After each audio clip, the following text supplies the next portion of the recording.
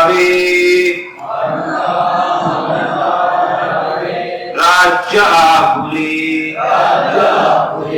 देशद्रोही तितके कुत्ते मारो निघाला विपरते देवदास पावती फत्ते यदर्थी संशयो नाही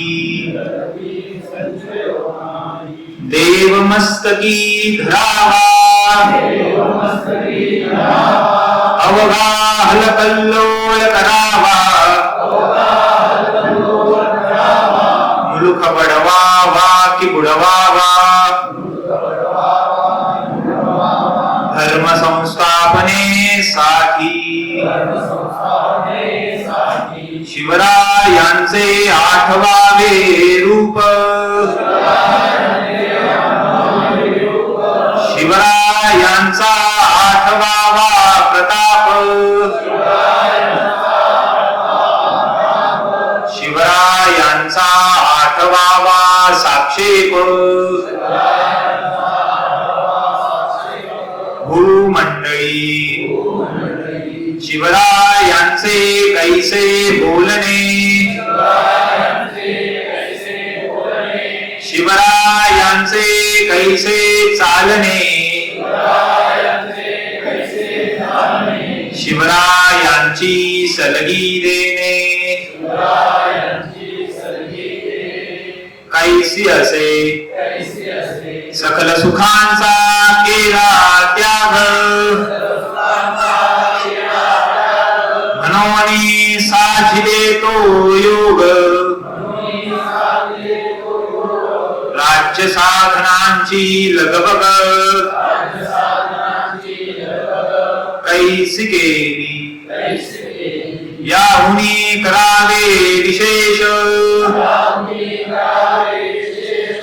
तरीच म्हणवावे पुरुष या उपरी आता विशेष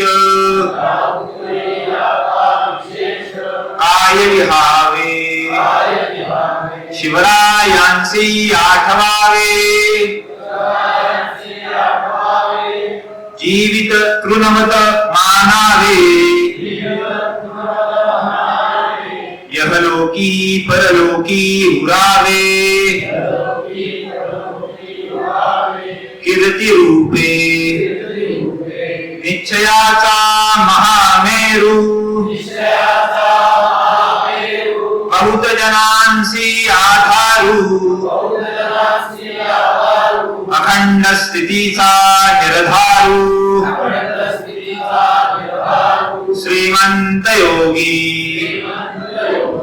पुण्यश्लोक छत्रपती श्री शिवाजी महाराज की धर्मवीर छत्रपती श्री संभाजी महाराज की भारत माता की हिंदू धर्म की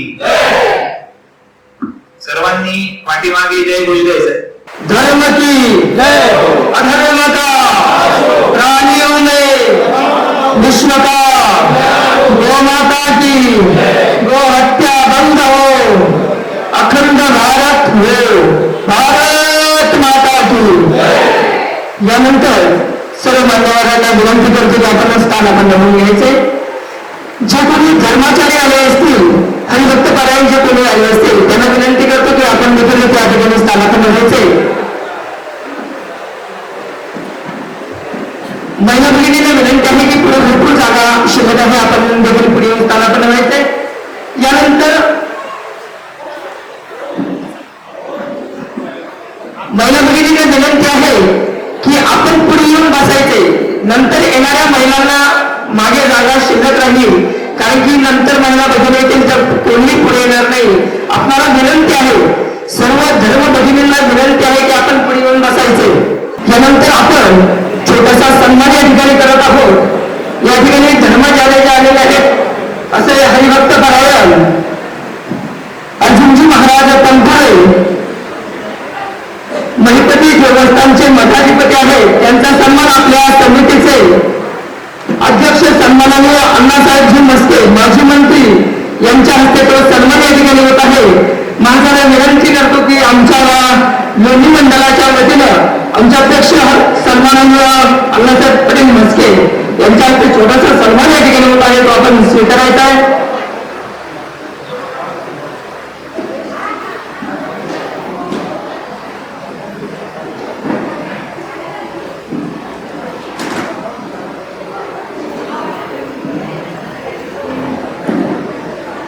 यानंतर आज आपल्याला वक्ते म्हणून जे लाभलेले आहे सन्माननीय श्री योगेशजी कुमावत हे या ठिकाणी वक्ते म्हणून आपल्याला या कार्यक्रमासाठी लाभलेले आहे. त्यांचा सन्मान या ठिकाणी सन्माननीय अण्णासाहेबजी म्हस्के पाटील यांच्या वतीनं या ठिकाणी होत आहेत. त्यांना विनंती करतो की आपण या ठिकाणी सन्मान करायचा आहे.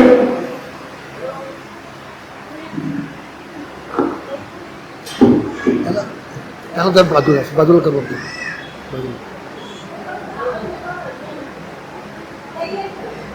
सिद्धार्थ प्रभु रामचंद्र भगवान की जय श्रीराम. यानंतर आपल्या या कार्यक्रमाचे अध्यक्ष जे आहेत सन्माननीय अण्णासाहेबजी म्हस्के पाटील यांचा छोटासा सन्मान सन्माननीय नंदेश्वरजी राठी यांना विनंती करतो की आपण करायचं आहे.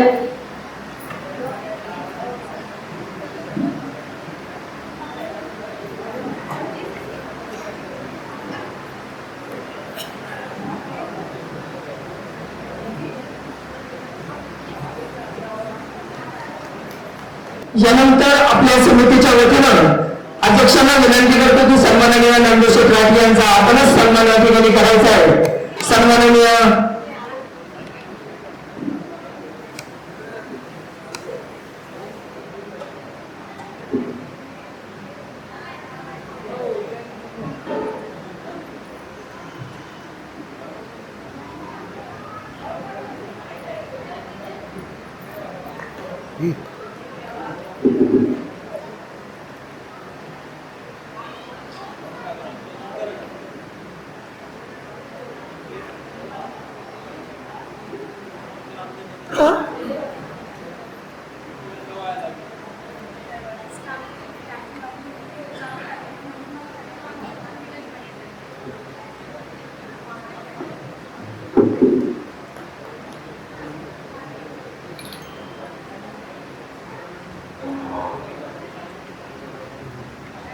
जय श्रीराम म्हणत असताना या सुंदर संध्याकाळी आपण सर्वजण या ठिकाणी जमलेलो आहोत.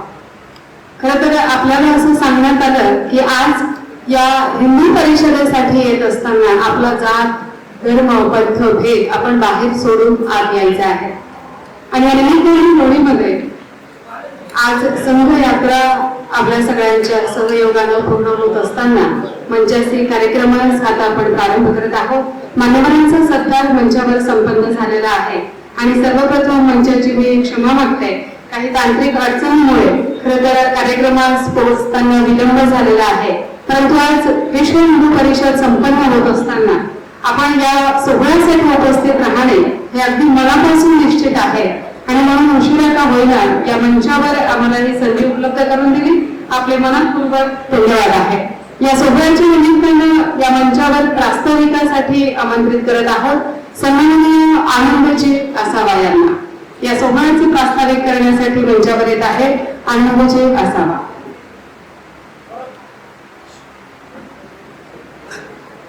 जय श्रीराम. धर्मो रक्षिते रक्षिता. व्यासपीठावर उपस्थित आजच्या कार्यक्रमाचे प्रमुख मार्गदर्शक महंत अर्जुनजी महाराज तनपुरे, सन्माननीय शालिनीताई विखे पाटील, मुख्य वक्ते योगेशजी कुमावत, कार्यक्रमाचे अध्यक्ष अण्णासाहेब म्हस्के पाटील आणि नंदुशेठ राठी, लोणी पंचकुशीतील सर्व वंदनीय संत मंडळी, सज्जन शक्ती, मातृशक्ती, समोर उपस्थित असलेल्या माझ्या तमाम हिंदू बांधवांना आणि भगिनींना जय श्रीराम. आज लोणी बुद्रुकच्या पावन भूमीत बसवमा महाराजांच्या सानिध्यात भक्ती आणि शक्तीचा एक अपूर्व संगम आपण अनुभवत आहात. या विराट हिंदू संमेलनाला आपण सर्वांचे मी शुद्ध शब्द सुमनांनी सहर्ष स्वागत करीत आहे. आज आपण सर्वजण इथे का जमलो आहोत हा प्रश्न कदाचित कोणाच्या मनात येईल. त्याचे उत्तर आपल्याला समृद्ध वारशात दडलेले आहे. हिंदू धर्म ही केवळ एक उपासना पद्धती नसून ती एक जीवनशैली आहे. आपली संस्कृती, परंपरा, उद्धत्व मानवी मूल्यांचे संवर्धन करणे हा या संमेलनाचा मुख्य गाभा आहे. संघ शक्ती कलयुगे. कलयुगात संघटन शक्ती महत्वाची आहे. लोणी पंचकृषीतील सर्व हिंदू बांधवांनी एकत्र येऊन विचारांची देवाणघेवाण करावी हाच या आयोजनाचा मुख्य उद्देश आहे. आपण जातीपाती विभागले न जाता हिंदू म्हणून एकावटले तर आपल्याला येणाऱ्या पिढीला आपण सुरक्षित आणि वैभवशाली वारसा देऊ शकू. हे संमेलन केवळ एक सभा नसून विचारांची एक मंथन शाळा आहे. बंधूंनो आणि भगिनींनो, आजचा दिवस ऐतिहासिक आहे. आपल्या या सुरभी मंगल कार्यालयाच्या प्रांगणात जो भगवा माहोल झालेला आहे तो आपल्या अस्मितेचं प्रतीक आहे. हे संमेलन यशस्वी करण्यासाठी आपल्या लोणी मंडळातील हिंदू संमेलन समिती कार्यकर्ते, सज्जन शक्ती, मातृशक्ती यांनी घेतलेले कष्ट सार्थक लावण्यासाठी आपल्याला शांतपणे आणि एकाग्रतेने सर्व वक्त्यांचे विचार ऐकायचे आहे. या वक्त्यांच्या विचारानंतर महाप्रसादाचं आयोजन केलेलं आहे. तरी सर्वांनी महाप्रसादाचा लाभ घेऊन जावे. चला तर मग स्वामी विवेकानंदाच्या गर्व से कहो हम हिंदू है या मंत्राला स्मरून आपण या संमेलनाची सुरुवात करूया. पुन्हा एकदा सर्वांचे स्वागत करतो आणि आयोजकांनी मला ही प्रास्ताविक मांडण्याची संधी दिली त्याबद्दल मी आभार मानतो. जय श्रीराम. धन्यवाद आनंदजी. जय श्रीराम. खरं तर ही दिवे लावण्याची संध्याकाळची वेळ, आमची संस्कृती, आमची परंपरा जपण्याची वेळ. पण नकळतपणे असा अनुभव होतो की घरामध्ये दिवसांचा सुरू असतो आणि जाहिरातीच्या ब्रेकमध्ये दिवा लावण्याचा आमचा कार्यक्रम सुरू असतो. या तिन्ही सांजेला आपण एकत्र आहोत. दिवे लावण्याची वेळ आहे आणि प्रभू श्री रामचंद्रांचा जयघोष करत असताना आपला आवाज नक्कीच पंचकृषी कुंभ व्हावा असाच आम्हालाही अपेक्षित आहे. जय श्रीराम. जय जय श्रीराम. धन्यवाद. यानंतर आजच्या सोहळ्याच्या निमित्तानं आज आपण एक पुस्तक प्रकाशन या ठिकाणी करणार आहोत. आम्ही वेगवेगळ्या पुस्तकांचा प्रकाशन सोहळा नेहमीच अनुभवतो, परंतु हे पुस्तक म्हणजे फक्त पुस्तक प्रकाशन नाही, तर ही एक संघर्ष यात्रा आहे. हिंदू जागरणाच्या 100 वर्षांची परंपरा पूर्ण होत असताना, संघाला 100 वर्ष पूर्ण होत असताना या निमित्तानं या पुस्तकाचं प्रकाशन मंचासी मान्यवर माननीय माजी मंत्री अण्णासाहेब चिमणस्के पाटील आणि संत महंतांच्या शुभ हस्ते या ठिकाणी केलं जात आहे. ओम शांती. आशा दीदींचंही या मंचावर मनपूर्वक स्वागत आहे. या मंचावर सन्माननीय नंदुशेठ राठी आणि मंचाशी सर्व मान्यवरांच्या शुभ हस्ते पुस्तक प्रकाशन सोहळा संपन्न होत असताना त्यांच्या गजरात आपण साथ देत आहात. खरं तर सांस्कृतिक वार्तापत्र हे फक्त एक वार्तापत्र नाही, हिंदू जागरणाच्या 100 वर्षांची संघ यात्रा आहे आणि या संघ यात्रा पुस्तकाचं हे प्रकाशन आपल्या लोणीमध्ये होत असताना आमच्यासाठी हा अभिमानाचा असा क्षण आहे. जोरदार टाळ्यांच्या गजरात या पुस्तक प्रकाशन सोहळ्यामध्ये हिंदू जागरणाच्या 100 वर्षांची संघ यात्रा, ही संघ यात्रा आपल्या हातात देण्यात येत आहे आणि या सोहळ्याच्या निमित्तानं टाळ्यांच्या गजरात हा पुस्तक प्रकाशन सोहळा संपन्न झाला असं आम्ही जाहीर करत आहोत.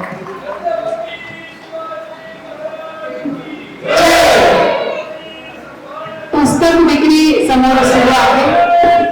एपीजे अब्दुल कलाम असं म्हणतात की आपल्या घरामध्ये या वेगवेगळ्या पुस्तकांचा संच नेहमीच असावा. धन्यवाद. मंचासी मान्यवरांना विनंती आहे आपण स्थानापन्नांना बसून घ्या. भारतरत्न डॉक्टर बाबासाहेबजी आंबेडकर यांच्याबद्दल आपण काय बोलावं. खरं तर महामानव म्हणून त्यांची फक्त या देशातच नाही तर जगात ख्याती आहे आणि महामानव डॉक्टर बाबासाहेब आंबेडकर यांना कोणी असं म्हटलं की आपण जर धर्म परिवर्तन करणार आहात तर आपण आमच्या मुस्लिम समाजामध्ये परिवर्तन करावे. तेव्हा एका शब्दात त्यांनी अवघ्या विश्वाला सांगितलं की मला कोणतंही राष्ट्र स्थापन करायचं नाही. आणि आज मात्र संघाला 100 वर्ष होत असताना अजूनही आमच्या कामाची गती वाढवण्याचे हे दिवस आहे. या एका वाक्यामधून आपल्या कामाची जबाबदारी आपल्या सगळ्यांना निश्चितच लक्षात येत असेल आणि यानंतर मंचाचे प्रमुख वक्त्यांकडे आपण वळत असताना वक्ता परिचयासाठी कार्यक्रमात थोडासा बदल करत असताना सर्वप्रथम धर्माचार्य या ठिकाणी आज जे उपस्थित आहे धर्माचार्य परिचय आवाजाच्या रूपाने आम्ही आपणास करून देत आहोत. परम पूजनीय हरिभक्त परायण माननीय अर्जुनजी महाराज तनपुरे मठाधिपती संत महिपती संस्थान श्री क्षेत्र ताहराबाद तालुका राहणी जिल्हा अहिल्यानगर या मंचावर काळ्यांच्या गजरात आमंत्रित करत आहोत जे देव देश आणि धर्मासाठी आपल्या कार्याच्या निमित्तानं अविरत प्रयत्नात आहेत असे सन्माननीय धर्माचार्य परमपूज्य हरिभक्त परायण अर्जुनजी महाराज तनपुरे यांना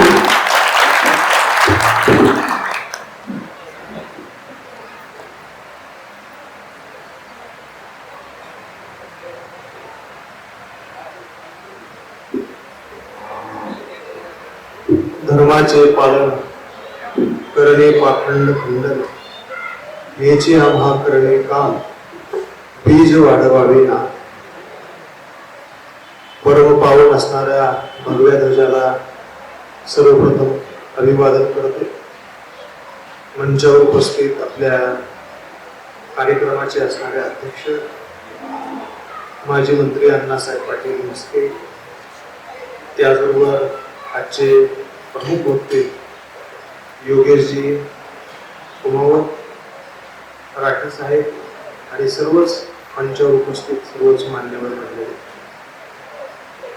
संघाचं शताब्दी वर्ष सध्या सुरू आहे आणि या वर्षाच्या निमित्ताने प्रत्येक मंडळाच्या वतीने विराट हिंदू संमेलनाचं आयोजन सर्वच सामाजिक क्षेत्रातील बांधवांच्या वतीने या ठिकाणी करण्यात येत आहे. आपल्या या लोणी मंडळाच्या वतीने आज या ठिकाणी आम्हाला आमंत्रित करण्यात आलेलं आहे आणि त्या निमित्ताने आपल्या सर्वांच्या समोर आम्ही उपस्थित आहोत. गावोगावी आम्ही या विराट हिंदू संमेलनांच्या माध्यमातून जात आहोत आणि अनेक मंडळी सुद्धा आम्हाला विचारतात, महाराज आता सध्या हिंदुत्ववादी सरकार आहे, मग हिंदू संमेलन घेण्याची गरज का? या हिंदू संमेलनाची गरज यासाठी आहे, सरकार त्यांची भूमिका करते, परंतु आपल्याला नेहमी स्वभाव अण्णासाहेब असा आहे की गाफील राहण्याचा स्वभाव आपला आहे. फक्त ही जबाबदारी फक्त सरकारची नाही तर ही जबाबदारी आपली सुद्धा आहे.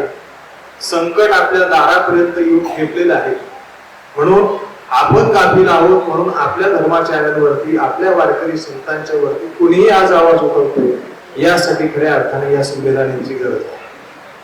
कुणीही येतोय, कुणीही उठतंय, कुणीही काही बोलतंय आणि म्हणून आपण सुद्धा एक संघ खऱ्या अर्थाने झालं पाहिजे. धर्मावरती ग्लानी येते त्यावेळेस भगवंत अवतार घेतो, परंतु त्या भगवंताच्या अवतार घेण्याची वाट आपण पाहू नये. जसं छत्रपती शिवरायांनी आपल्या हातामध्ये स्वराज्याचा भगवा घेतला आणि क्रांती केली, त्या पद्धतीने आपल्याला सुद्धा पुन्हा एकदा हा भगवा ध्वज हातामध्ये घेण्याची गरज आहे. धर्मावरती ग्लानी कधी येते? दुर्जन व्यक्ती मोठा होतो त्यावेळेस नाही. धर्मावरती ग्लानी येते, दुर्जन माणूस वाईट काम करतो, दुर्जनता दाखवतो, त्यावेळेस धर्मावरती ग्लानी येत नाही. ज्यावेळेस धर्मावर ग्लानी येते त्यावेळेस आपण विचार केला पाहिजे की सज्जन माणूस त्याची सज्जनता सोडतो, त्याचं कार्य तो सोडतो, त्यावेळेस धर्मावरती ग्लानी येते. व्याधी एखादी असते तर व्याधी हळूहळू हळूहळू वाढत असते, एकाएकी वाढत नाही. समजा एखाद्या व्यक्तीला दुखणं झालेलं आहे, एखाद्या व्यक्तीला शुगर आहे, ती शुगर हळूहळू हळूहळू वाढत जाते आणि मग त्याचा पाय काढावा लागतो. जर ही व्याधी आधीच आपण खऱ्या अर्थाने जर दूर करण्याचा प्रयत्न केला तर ती व्याधी वाढत नाही. त्याच पद्धतीने आपल्यावरती सुद्धा या धर्मावरती सुद्धा हळूहळू हळूहळू अनेक संकट, काही लोक आपल्या धर्मावरती डायरेक्ट अंगावर येतात, परंतु काही लोक छुप्या पद्धतीने कार्य करत आहेत. आपण जर काही सेवा वस्तीमध्ये जर आपण गेला तर आम्हाला असा अनुभव येतो की हळूहळू त्या गोष्टींमधनं व्हायला लागते. दरम्यानच्या